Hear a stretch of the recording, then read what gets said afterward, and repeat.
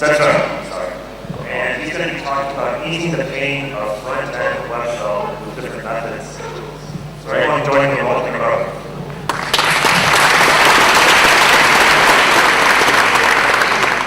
Thank you. Thanks for having me. So far, it's been wonderful. I cannot imagine what stress the organizing team went through. It's absolutely amazing that they've been able to do this. So, something about me. So, I was trying to find a picture where I'd be doing some sports and stuff like that, but I realized I just don't have any hobbies, so this is the best I could come up with. Yeah, like the guy said, I'm a PhD candidate at the University of Milan. I'm also a researcher and developer, mostly developer at this company. Many of you probably heard of it because it's from Slovenia. We also have offices in San Francisco, Chicago, Boston, LA, London, and Tokyo as well. Yeah, we built this product. It's called Ad Creator. It's meant for advertising agencies to build ads. Yeah, ads. So this is how our tool looks like. Here, advertising agencies or publishers, they build their campaigns. Once they build the campaign, they create ads, and this is the tool that they use to build ads. It's sort of like a Flash was 10 years ago. This is the new thing. It's built on top of HTML5, CSS, and heavy JavaScript. So it all runs within the browsers, And after the ads are being served across mobile devices and also desktops, you should be able to see the analytics. We represent such a beautiful graph that can extract the mean. So you actually know whether your ad performs worse or better against the industry standard or in general. We show like engagement rate and time spent on different interactions, stuff like that. It's pretty amazing. You can also filter by placements, by SDK. I'm not going to go deep into that. So I'm just going to show you what our clients built with it. Because of one of our respondents is Google, I'm going to show you what our client Google can build with our tools. So sometimes I'm pretty impressed by what I see that they do with our software because I'm sort of a noobish. If I would be able to produce ads, I'd probably just throw some kittens in it and maybe, I don't know. But they managed to build this ad. They created some sort of a game-like experience.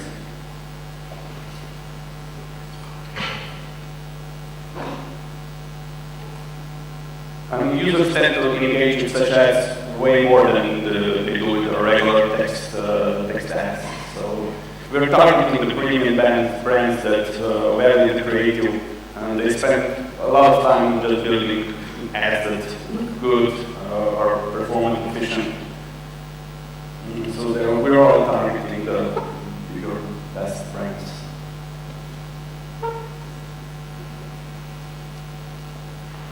So yeah, this is the ad that Google built with our software.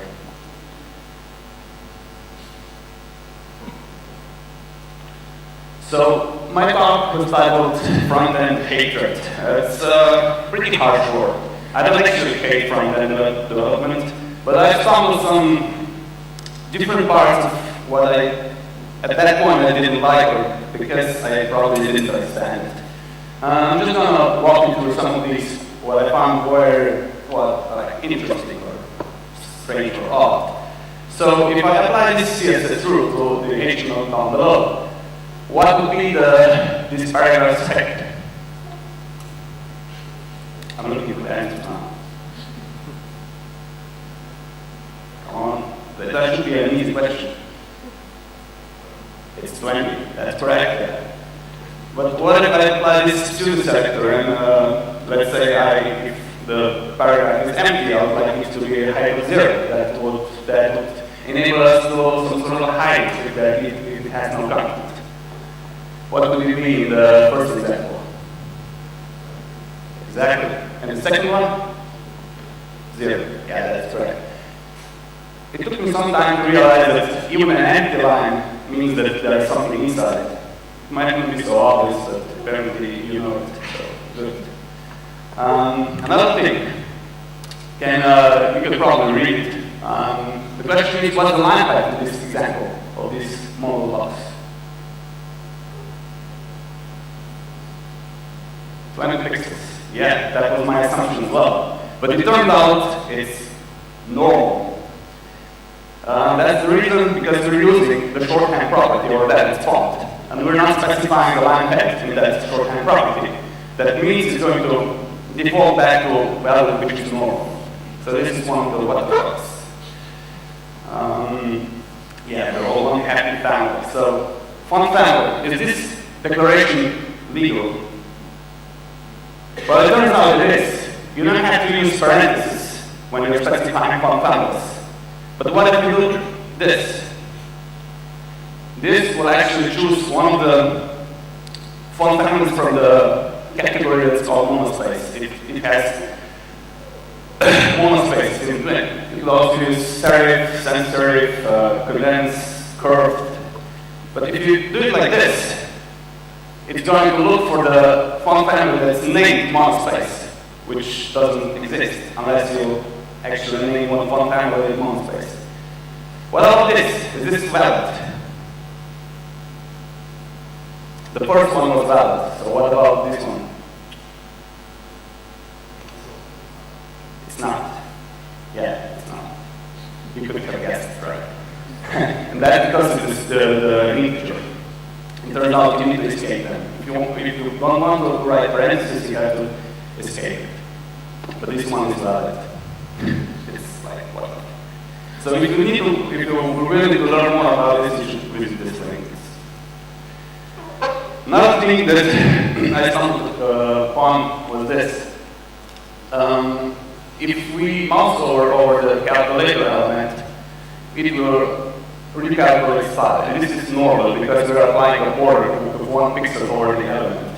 So it means it's going to increase in size. And therefore, it needs a size calculation, which is perfectly fine. But if I remove the border from mouse over and only keep the color blue, it is still going to recalculate, but only in Chrome, not in Firefox, which is nonsense. I mean, we're not changing anything, and it's still going to recalculate in Chrome. Here's a GIF to represent this. So, the first example, we have border, and this is normal. It needs to recalculate the style because the box is getting bigger. So it needs to go through all the elements and recalculate them. But here we remove that change. It's still doing style recalculation, which is stupid. It's unnecessary. Because if you remove the mouse over selector, the CSS is not going to do anything, which is expected. And it turns out they are now aware of it, of this issue, but they haven't made that optimization yet. So, idea of my talk, so what I'm trying to convey is that we should write better CSS. It enables us to write things faster and maintain it, build things faster, and it's good for performance. At the beginning, it starts like this, it's all fine, but when we try to produce bigger applications and we add features and add stuff, we try to get sloppy, we write importance, we nest stuff, and it gets bloated in the end, we're just like, oh, so outrageous, and we do something like this. So we often fail this. So it's easy to learn. CSS is probably one of the languages, it's not a language, but it's super easy to learn. But it's really hard to master it. Because visual patterns, like different parts of the screen, can be accomplished in different types of ways. The girl from Etsy showed us that they're still using tabular design because of the constraints of the email clients. And you can also do stuff with flows or inline blocks. And if you're happy enough that you don't need to support IE9, you can use flexbox. So we're progressing. But things tend to diverge very fast. So imagine this block or advertisement. How would you name this class? You'd probably go like sidebar, site content, ads, advertisement. There's a number of classes you can pick from, but I'm pretty sure you're not going to use like block futures stack social. So what I'm trying to say here is that even naming stuff in CSS is hard. Because like big red title in 2013 might be big now, and it's also red, but a couple of years later, or a couple of iterations later, it might become small, and we try to become bar 55 or whatever that is. So, be careful when you're choosing the names. Calling style and convention, these things are pretty hard. I mean, you should define some rules and stick to them, even when, especially when things get bigger. I'm not going to get into details in this one, but I'm just going to show you what we're doing differently than others probably. There is a pool on CSS tricks, which Chris Square has, uses how do they sort CSS properties. And apparently, quite some amount is grouping them by type, which is a good thing. We do that too. I'm going to show you why. The first is specify positioning properties. That enables us to visually determine where exactly in the string this certain element is going to be positioned. Then we apply some display box properties. So we have the visual feeling of how big or small this element is going to be. This is how our brain functions. We just see the shape, then go into details like background color, what type of font there is, and other properties are on back. There's another thing we do, it's alignment. It was hard for me to get into that, but once I got used to it, it's pretty much amazing. So how do we measure our performance of our CSS? There are some tools out there like WizEye. I'm probably you're familiar with that. And basically insights. Sorry, I used webcam, but they only scored 55 on mobile. So, but what I like about this basically insight is that they give you a number like 55 out of 100. So and they also give you a hint what you can improve. And this is really valuable data. You could be given like this page renders in 260 milliseconds, but that's not meaningful information. What is meaningful is what page speed insights are offering to you. And there are all the tools that can help you analyze your CSS and link it, but I'm not going into details about that. And there are things that you can optimize and measure, like file size, number of selectors. And the tools I mentioned before, or are listed here, actually enables you to get these metrics. And I try to convince myself that every month or so I'm going to optimize for one of these metrics. And I measure them. I make graphs out of our CSS and measure the progress. So how and what we can improve? Preprocessors. They should ship with ham and carrot sticker on them, because they're so easy to get bloated. I advise you to take a look at your CSS every now and then, because your preprocessor might do something that you will actually like. So there are different things that you can use inside the preprocessors, like mixins or stands. They both have their pros and cons, but you should just take a look at what your CSS preprocessor is producing. Nesting is another feature that's offered by preprocessors. It looks nice at first glance, but once you realize what this is producing, it's performance overkill. So unless it's necessary, please don't nest. It adds specificity. It means that it probably cannot be reused. Because of CSS parts that are right to left, it means it's slower for performance. You can use sprites. That means you have fewer HTTP requests. It's great, but it's slightly harder to maintain. Not really flexible. This is one part of our CSS that really is bad, because, well, you have to specify all the settings and positions. There are tools to do that inside of you, but okay. SVG images, they are great for performance, they scale. And if you're lucky enough not to support older browsers, you can use it. I really advise you to use SVG images, especially now with all the different devices and screen size, you're lucky to have them. And you can also do image optimization. Tools like image opt-in offer you to just grab some photos and throw it in the image opt-in, and they're going to optimize it. Some say that they can even lower it down for 80%, which is awesome. And there are other tools that offer you to do basically the same. And in the end, when you're pushing your CSS to production, you can always use minimize and shrink. Another tool that I really like is called uncss. I'm probably you're using bootstraps and stuff like that. Bootstrap has a lot of styles that aren't used in production.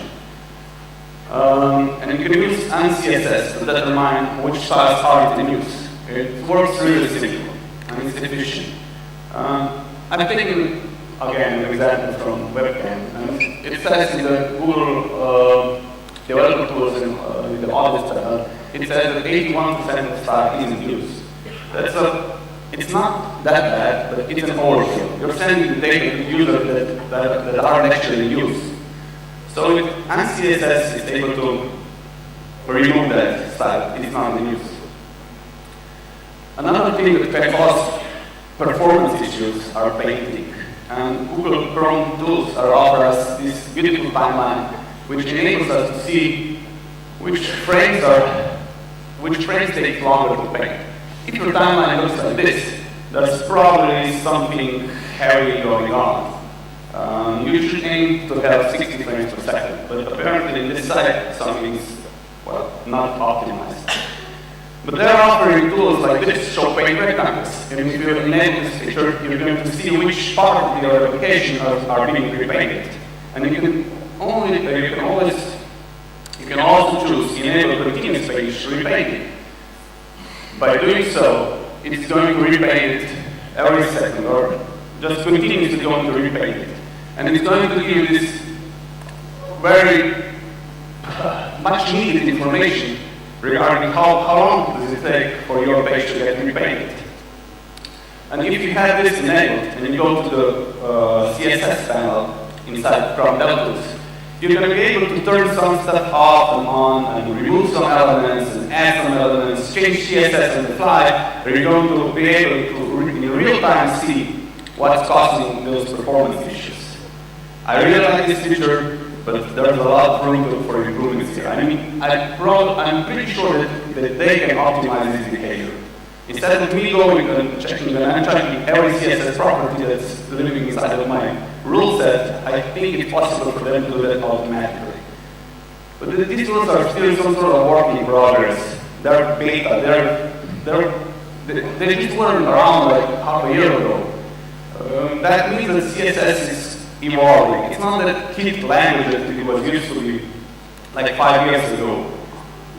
It's getting real decent tools. So this is the topic that's really challenging now. Visual testing is notoriously hard. It's possible to produce tests for backend, unit tests, but when it comes to visual, it's a harder nut to crack. New styles are added instead of being reused. When teams get bigger, and you get designs from whoever you get it from, there's a high chance that someone is going to rebuild it from scratch instead of reuse it. And different styles within your CSS may overlap. And you don't have the ability to see how one side of your screen is going to, how changes within one scope is going to impact the other part of your application. So, yes, computer can do syntax check, linting, but visual correctness, I'm not sure about that. So it's not possible to automate how computer is going to visualize your appearance. So I come up with an idea on how this would, if I were, how I would want it to be. So we built a tool that I called WizEye, and it works something like this. here we have a website. It's a dummy website. And once we're completely satisfied with it, we're gonna click somewhere, and we're gonna click over there. It's a bookmark called WizEye, and this bookmark is gonna take our visual screenshot, and we're gonna make a reference natural out of it, because we're already satisfied with this. We're already satisfied with this behavior, how everything works and looks in our browser. So we're going to make a reference shot, and this tool is going to produce screenshots within other browsers, so we don't have to check manually each browser. If we're satisfied with how this appears in Mozilla, we just click OK. After a couple of days, years, and months, someone else is going to change the CSS, because we're working in a big environment, right? So the changes will be frequent. Instead of going through all those pages that we have, all those different parts of applications, we should just use a tool. Tools like this that could potentially check whether our CSS is broken. So we click compare, and we've seen that things have evolved, things have changed. And it's here is colored in red. So these things have changed in comparison to what we have as a reference shot and here. So that is currently just an idea how a tool that I would like to have works and should work. Tools are out there, but we just need to build them to work together.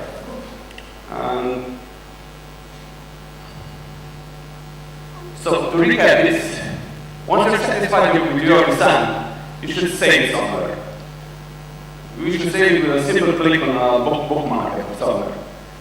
Then you should be able to compare it within different browsers in one spot. Mark the list that you like. If you don't like how it looks in different browsers, go and iterate and click compare again. So at the end, when you're satisfied with it, just let some tool to keep an eye on it. So whenever you're building stuff on top of that, either you plug it into your commits in build times or test, you should have a tool that would be able to determine whether something went wrong. So this is just a general idea. So, and these two guys are their mentor. These are the creators of this tool. I think this tool is pretty awesome, and it has some future. Just to wrap it up. That's all it is.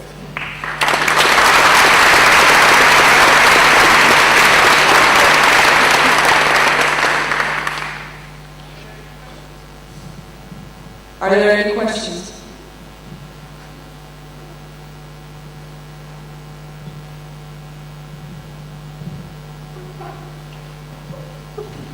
Hello, thank you for the nice talk. Is this tool that you showed us, is it available? And I'm glad you're asking this. Well, I was hoping it would be, but it's a work in progress. I hope it will be soon. It's just this was just a demo presentation. It actually works, but it's kind of hard to. I'll make it publicly available soon. So great, hopefully. But thanks for asking. Anyone else?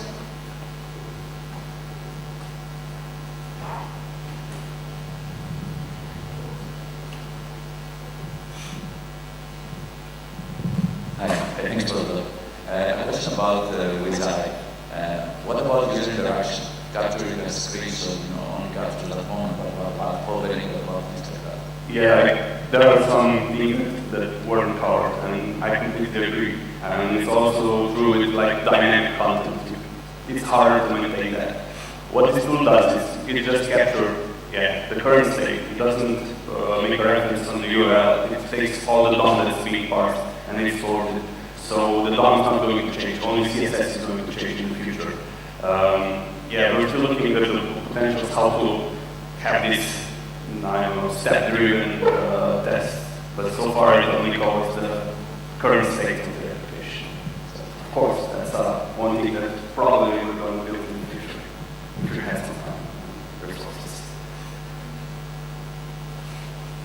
Any more questions? That's it. Thank you, Robert.